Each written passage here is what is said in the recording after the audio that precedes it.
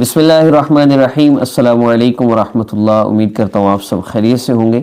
ہمارا جو آج کا عمل ہے 3 سانس کا وظیفہ ہے، اور یہ 3 سانس سے مراد 3 سانس کے اندر اندر ہم نے اللہ رب العزت سے مانگنا ہے۔ اور یہ وظیفہ میں نے یہ دیکھا یوٹیوب پر، تو میں بڑا حیران ہوا کہ آقا پاک صلی اللہ علیہ وسلم اور صحابہ کی مانگنے کا انداز کیا تھا، اور ہم نے طرح طرح کے وظائف بنا لیے اور عجیب جو ہے وہ سیٹ اپ چل رہا ہے۔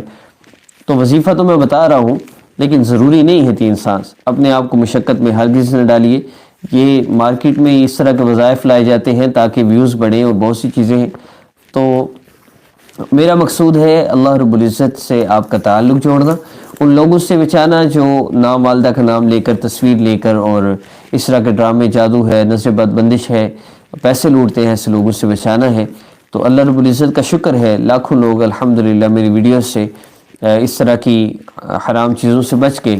آپ بھی اپنی والدہ کا نام کسی کو نہ دیجیے گا، اس سے جادو ہوتا ہے، جنات مسلط کی جاتے ہیں، حتیٰ کہ وہ زنا تک کرتے ہیں۔ تصویر سے بھی بلیک میجک ہوتا ہے، جنات کو بھی تنگ کرتے ہیں، بہت سی چیزیں ہیں، اور پیسے لوٹنے والا کام تو عام ہے۔ عمل کی ترتیب کی طرف بڑھتے ہیں۔ 3 سانس کا وظیفہ۔ اب اس میں اصل یہ ہے کہ آپ نے اگر اس ترتیب سے کوئی عمل کرنا بھی ہے تو عمل یہ ہے، لیکن اصل جو چیز مقصود ہے وہ یہ ہے، وہ ہے دعا۔ آقا پاک صلی اللہ علیہ وسلم پہ درود پاک پڑھنا اور دعا کرنا، وہ اصل مقصود ہے۔ لیکن انشاءاللہ میں آپ کو عمل بتاؤں گا، لیکن ایسے اعمال کو مسائل کا حل سمجھنا یہ بیوقوفی ہے، یہ نادانی ہے۔ دیکھیے، میڈیسن کھا کے کوئی بندہ نہیں کہتا مجھے شفا اللہ نے نہیں دینی، مجھے شفا تو میڈیسن نے دینی ہے۔ نہیں، شفا اللہ دیتے ہیں، میڈیسن ایک سبب ہے۔ مسئلہ اللہ نے حل کرنا ہے، وظائف ایک سبب ہے۔ بسم اللہ۔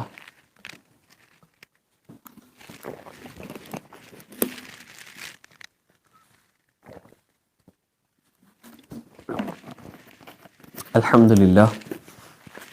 آپ نے کرنا کیا ہے، آپ نے 2 رکعت نفل حاجت کی نیت سے پڑھنی ہے عشاء کی نماز کے بعد۔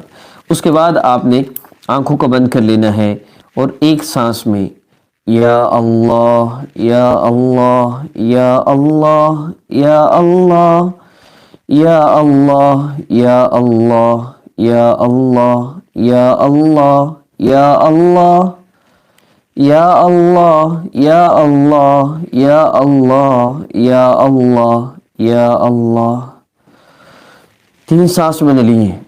3 سانس میں آپ جتنی دفعہ اللہ رب العزت کا اسم ذات پڑھ سکیں پڑھیے۔ اس کے بعد آقا پاک صلی اللہ علیہ وسلم پر آپ نے 11 ٹائمز آپ نے درود پاک پڑھنا ہے۔ صلی اللہ علیہ وسلم پڑھ لیجئے، صلی اللہ علیہ سیدنا محمد پڑھ لیں، صلی اللہ علیہ وآلہ وسلم پڑھ لیں، یا درود ابراہیمی، کوئی بھی درود پاک آپ پڑھ سکتے ہیں۔